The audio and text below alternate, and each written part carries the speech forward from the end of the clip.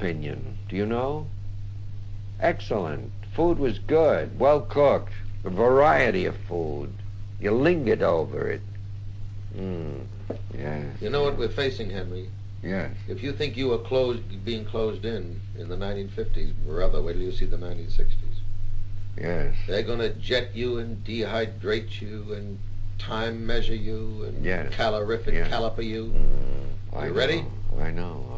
I realize that. Sure. However, I expect to escape it.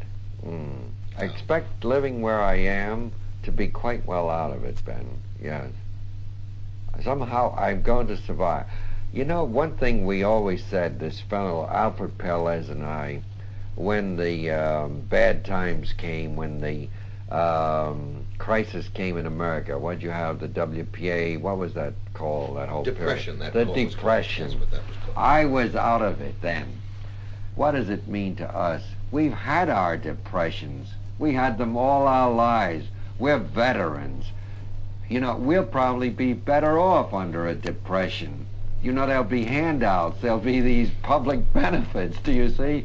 We didn't get them in our time, do you see? We were inured to all that, yeah, sure. And it's true, as soon as the war came, things began to boom. Everything was fine, you know. We were better off than ever. Horrible thing to say. Nope, the artist, I always feel the artist, to me, is an outcast, an exile, pariah, do you see? And he's experienced all the tribulations just by virtue of being an artist. If there are any things happen, great crises, great things in the political economic sphere, he's already inoculated, as it were.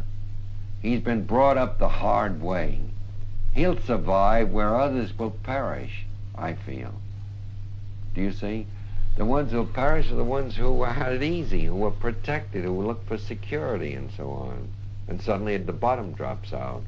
Essentially, the world is tough, you're saying? It is, yes. And I would say, as an artist, now here is something I will say. It wouldn't matter to me if all the artists were silenced for an indefinite time, if the other people, the poor and the undernourished and the underprivileged, got a chance to live. That it wouldn't matter if we had less art. Do you understand? We can do without it. It's much more important, in my mind, that the rest of the world lives well. Art will never perish. It'll revive. It'll come again. It can well go under an eclipse. So you'll give up the 3-hour lunches in the suburb of Paris for the betterment of mankind?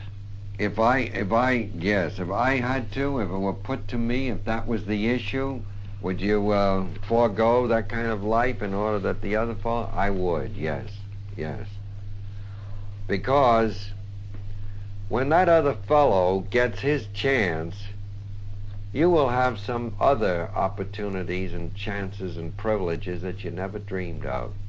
Just seeing him live and be happy and a radiance in his face will be a compensation that you never envisaged at all, do you see? Sure. This isn't your valedictory to joy and sex, is it? No. No. But you see, unfortunately, the choice is never put to us quite that neatly, isn't that right? We're not asked. But this is really my attitude, yes. I would stop all work tomorrow if I thought by stopping work it would aid the others to get what they need. I would gladly do that. I would join them. I'd do any lowly, humble work, whatever. I could do it with pleasure. Yes. That I mean absolutely sincerely. I'll tell you one thing.